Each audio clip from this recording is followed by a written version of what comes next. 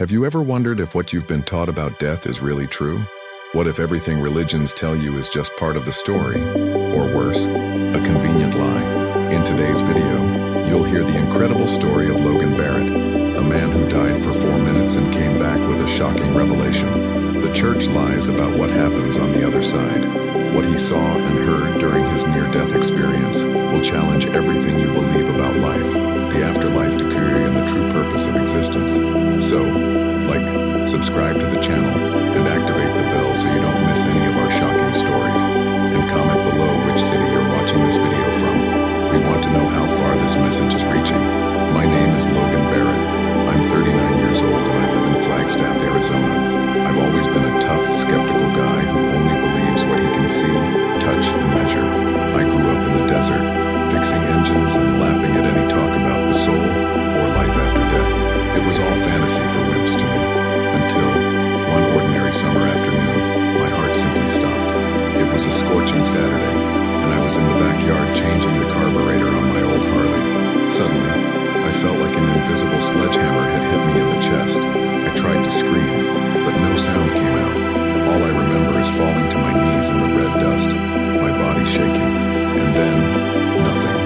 Officially, I was dead for 4 minutes, but what I experienced during that time cannot be described in minutes, hours, or days. It was another reality, and it wasn't the heaven I expected, nor hell. It was something impossible to explain with human logic. Before I tell you what I saw, I need to say this. I didn't believe in anything. Nothing. For me, when we died, it was a black screen. Game over. So imagine my shock when I saw myself agreed in a completely dark place, but conscious, and more awake than I've ever been in my life. It was as if I had been taken out of a dream, life, and was now, for the first time, really alive. At first I thought, oh, there you have it. This is hell. Everything was too silent. I could feel a kind of soundless wind, a vibration in the air. Suddenly, lights began to appear as if they were turning on within the darkness itself. They danced, forming shapes, and then a voice enveloped me. Not an ordinary voice, but a presence. Immense, infinite, and it said to me, without words, "Are you at home?" It broke me. What do you mean, at home? I died. I should have been panicking, scared, judging my sins. But no, I felt such an overwhelming peace that I cried. Real tears, in a body that was no longer physical. I'll tell you exactly what I saw, and why everything we think we know about death is wrong. I know how it sounds. Crazy. Hallucination. But what I experienced was so far from a delirium that it hurts to even try to describe it. That place, that dimension, or whatever it was, felt more real than anything I had ever touched in life. After the voice told me, "You are home," everything around me began to change. The darkness dissipated like smoke and gave way to a bright field, with no sun or visible light source, but where everything glowed with a soft, golden light, as if the air itself was alive. I felt something I had never felt before. There was no fear in me, none. And then the truth began to dawn on me. I say dawned because it was as if the thoughts were instantaneous, as if I absorbed the knowledge with every particle of my being. I understood, not by hearing, but by knowing, that life on earth is a temporary experience, a kind of spiritual theater, and that the true reality is where I was now. Everything I had experienced before was like a game, an experiment. The pain, the fights, the failures, the victories, they were like scenes from a movie that I had accepted to live before I was born. Yes, I accepted. That shocked me deeply. I remember screaming, mentally, but why? Why would I choose to suffer? And the answer came like a soundless echo, straight to the soul, to learn to love. It was at that moment that I understood something that made me tremble. Nothing happens by chance, not even the horrible things. Everything is part of a deep, universal, eternal learning process. We are not victims of the world. We are participants in the process we choose to experience. And then I saw it. I saw scenes from my life playing out before me, but not on the screen. They were floating in the air, alive, and I was reliving them. Every moment I had humiliated someone. Every time I had ignored a cry for help. Every cruel word I had uttered without thinking. But the worst part, I felt what others felt. I felt the pain I caused as if it were my own. That was the hardest part. The naked truth. The existence. But along with it came something unexpected: compassion, understanding. I was not judged, I was welcomed, and someone was there, a female presence. I didn't see a face, but I felt love. She said to me, "You are here to remember what you have forgotten." I asked, "What?" She replied, "That you were never just flesh. You are light." And all of this was just the beginning. Those words echoed inside me. You were never just flesh. You are light. I didn't fully understand what it meant, but something inside me, something I hadn't even known existed, expanded. It was as if a barrier had been broken. Slowly, I was taken, without walking, without moving, to another place. It was like floating without a body, a space that seemed infinite, but at the same time intimate. The ground was made of a translucent energy, like liquid crystal, and above were shapes that looked like constellations, but they pulsed, as if they were alive. It wasn't the sky, it was something else. It was like being inside the consciousness of something immensely larger. It was then that the feminine presence spoke again, not with words, but with vibrations that became thoughts. The reality you knew was an educational simulation. You were inserted into it to learn through separation the value of connection. These words shook everything I believed in. I had always thought the world was concrete, cold, material. Now I discovered that everything around me, work, cars, money, even pain, was part of a scenario built to teach spiritual lessons. I saw planet Earth in the distance, suspended in the void, but not as a globe spinning in space. It pulsed with colors, emitted sounds, as if it were a living organism. And then they showed me something that I will never forget. Threads of light connected all people, like invisible roots. Every act of kindness shone like lightning across these connections, and every act of hatred, every betrayal, created ruptures, leaks of energy. It was a vision of the world like I never imagined. We are all connected. Our actions shape not only our own destiny, but that of others, not symbolically, literally. The woman, or whatever was speaking to me through her sight, said to me, "Pain arises from forgetting this connection. Suffering is the consequence of living in the illusion of separation." And there, for the first time, I understood the reason for so much emptiness I felt in life, even surrounded by achievements. I was never disconnected. I just believed to be, and that belief was the root of my fear of death. But the most shocking part was yet to come, because at that moment, looking at that living network of interconnected souls, something was revealed to me that made my spiritual heart stop. You've been here before, and you chose to forget. That left me in shock. You've been here before, and chose to forget. It was like a punch of light piercing my soul. How could I have chosen to forget? To forget who I am. To forget that there is something beyond matter. To forget that everything is connected.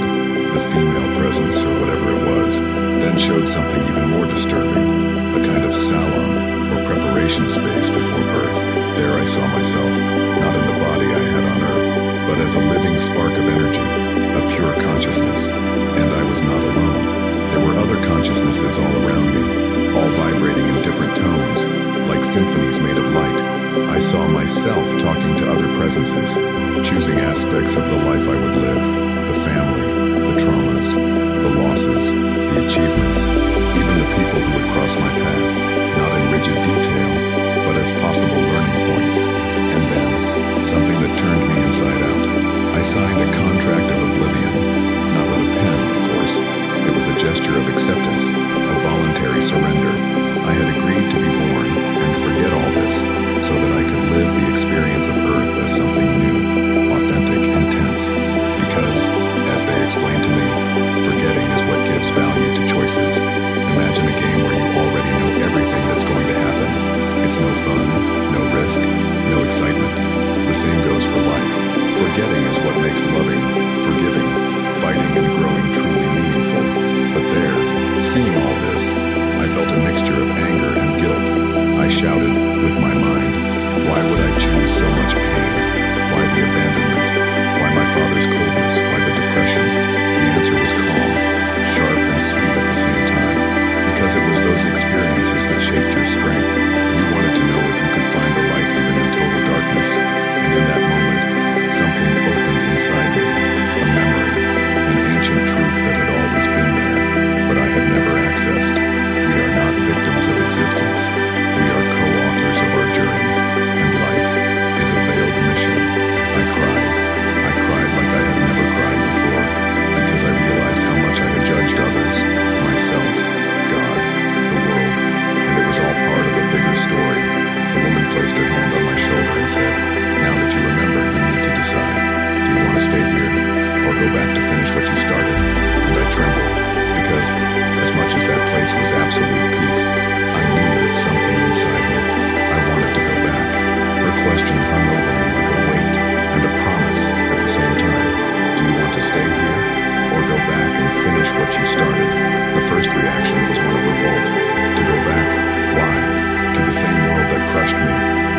mistakes I made, the pain I caused and received, to the emptiness I felt even when surrounded by people. I screamed with my soul, "Let me stay. This is home. There is hell." She didn't answer with words, but an energy enveloped me, showing me something even deeper. It wasn't just my choice. I had already chosen before I was born that by remembering who I was, I would have the chance to decide again, with more awareness. Then I saw what looked like a timeline floating before me. A fork appeared. On one side, if I chose to stay, my spiritual existence would continue. I would be at peace, free. On the other, I saw scenes that had not yet happened. My wife crying alone in a coffee shop, holding my wallet, my brother opening a box with my name on it, and inside it a note that I never delivered. A street kid who I would meet years later and who, with a simple gesture, would have his life transformed.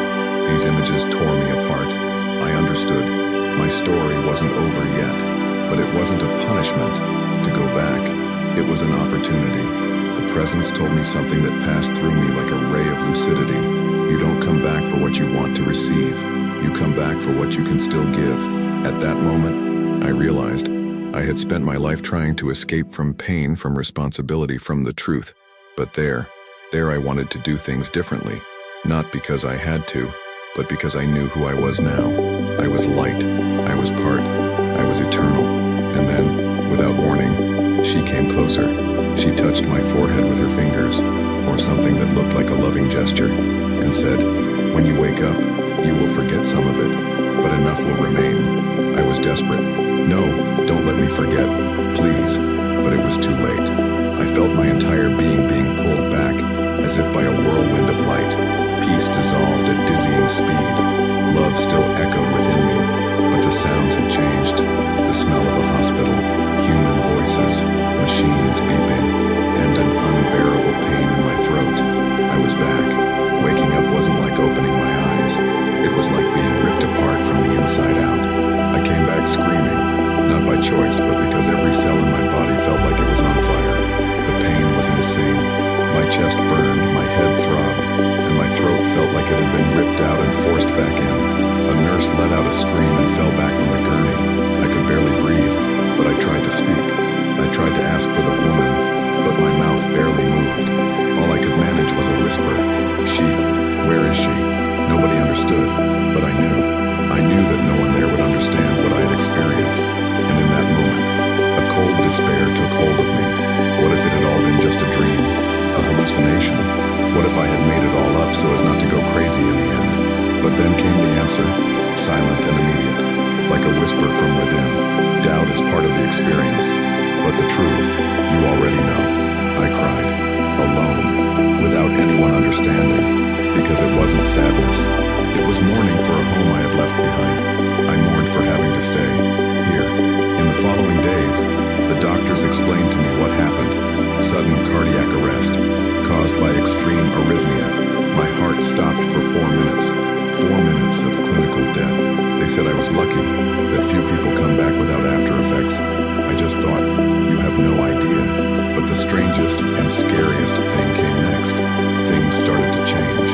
I saw light around people, not like in fantasy movies, but like a light, subtle, almost imperceptible, but real radiation. I felt emotions that were not my own. I would walk into a room and know if someone there was in pain, anger, or fear. And what's more, sometimes, when I concentrated, I could heart thoughts, not as voices, but as intuitions so precise that they seemed impossible to invent. Was I going crazy? Or was remembering? I started writing everything down, on impulse. I wrote nonstop, trying to record every detail of what I had experienced. And the more I wrote, the more I felt something inside me ignite, as if that real fire was waiting to be revealed. One day, weeks later, I woke up with a phrase engraved in my mind, as if someone had whispered it in my ear while I was sleeping. Death is not the end. It is the beginning of remembering who you always were. And there I understood. Life would never be the same again. The phrase echoed within me like a heavenly drum. Death is not the end. It is the beginning of remembering who you always were. But Earth, oh, Earth is a difficult place to stay awake. In the days following my return, I realized something devastating. Reality as we know it is constructed to make us forget. Forget the soul. Forget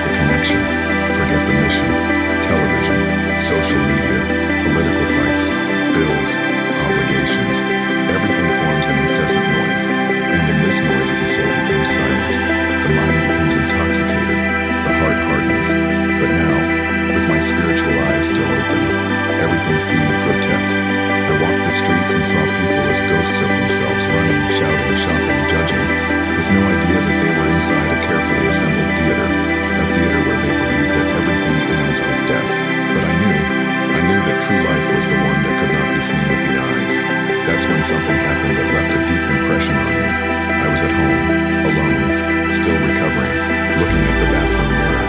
My stubble, dark circles, marks from the intubation, but my eyes were different. There was something behind them, a greater awareness, a silence full of presence. And then, standing there, I felt the same energy from the other side invade the bathroom, as if that presence was with me again. I didn't see it, but I felt it, strong, vibrant, affectionate, and a new revelation was shown to me, without words, just by the expansion of my mind. The real battle is not between good and evil. It is between forgetfulness and awakening. This hit me like a bolt of lightning. The greatest illusion of earthly life is that we are just separate individuals trying to survive. But the truth is that we are consciousnesses exploring density, testing whether we can remember love even in the midst of fear. I remembered the web of lights I saw on the other side, how everything we do impacts this living web of souls. And I understood, every gesture of kindness here is an act of spiritual resistance, every forgiveness, a miracle, every memory of the soul, a spark that ignites another. The mirror no longer showed just my face. It showed a tired spiritual warrior, but awake, and the war was against oblivion. After the mirror, I began to perceive another layer of reality. It was as if the veil between the worlds had been torn, even if only partially. I saw beyond what the eyes could capture. In moments of silence, especially at dusk, something would happen. The air around me would vibrate. Time seemed to slow down, and then I would feel presences, not of dead people, not ghosts like in the movies. They were living consciences, like guides, invisible architects of our reality. One night, as I sat in my backyard, watching the sky turn orange and purple, I felt one of these presences so close that my entire body tingled, and it was as if it said, without saying it, "You are ready to see." At that moment, I was shown the project, not with blueprints or maps, but with feelings and understandings that flowed like waves of wisdom. Life, our life here on Earth, is designed as a highly specialized school of consciousness. Every difficult event, every challenge, every loss is part of a precise energetic construction, an ideal environment for the soul to develop something essential, conscious love, and more. None of us are alone. We never were. There is a whole spiritual infrastructure in constant operation, sustaining our lives. Most people never realize it, but it is there. Imperfect coincidences, unexpected encounters, hunches, dreams, intuitions, even in moments of silence. The presence also showed me that nothing is wasted, not a tear, not a mistake, not a fall. Everything is used as learning material, if the conscience is willing to look. I also began to feel a new responsibility, awaken others, not with doctrines, not with ready-made answers, but with presence, with truth, with real love. The presence left me with one last sentence, before disappearing like a warm breeze. The biggest lie in the world is that you are small. I cried again, because for so long I believed this lie. I believed my life was an accident, my pain was unfair, my death would be the end. But now I knew with every atom of my being, we are immense, eternal, and we are here to remember. It was after that last connection that I started seeing patterns in everything, not just coincidences, codes. I was driving one day to a doctor's appointment when I realized that everything around me seemed to be talking. The signs, the songs on the radio, the numbers on the clock. It wasn't paranoia. It was as if the universe was quietly trying to remember something all the time. Every detail carried an energetic signature, a hidden reminder, as if life was full of clues for those awake enough to notice. It was like a game, a sacred puzzle, and then, once again, I was enveloped by that presence. In full wakefulness, as I drove, I felt my field vibrate. My heart raced, but not out of fear, out of recognition. The message was clear. Life is interactive. You are not here just to suffer or survive. You are here to co-create. Co-create. That word exploded in my mind, because I always lived as if the world happened with me. But there, I understood with all my soul. I am an active part in the construction of this reality. Everything in my life up to that moment, the accidents, the loves, the failures, the successes, clinical death itself, were linked to this greater mission of remembering and teaching. I started asking questions silently. How can I co-create? How do I help others remember? How do I apply this wisdom in a world that seems to be falling apart? And the answer came in the form of a vision.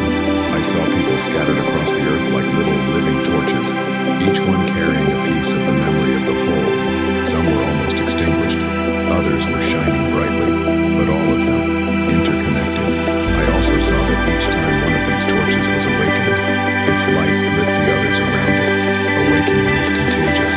The presence then revealed something final, profound. You are already doing your part. The light does not need to convince, it just needs to shine. That's when I realized the real purpose of my near-death experience. It wasn't about me. It never was.